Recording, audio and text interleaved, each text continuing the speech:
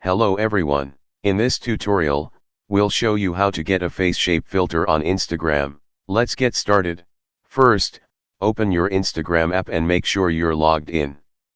Next, go to your Instagram stories by swiping right from your feed.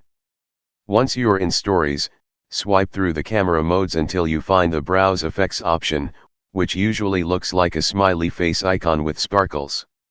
Now for the fun part. In the search bar at the top, type face shape or face filters and hit enter. You'll see a variety of face shape filters. Scroll through and find the one you like best. When you've found the perfect filter, tap on it to preview how it looks on your face. If you're happy with the filter, tap the center button at the bottom of the screen to add it to your camera. And there you have it. You've successfully added a face shape filter to your Instagram camera. That's it for today's tutorial.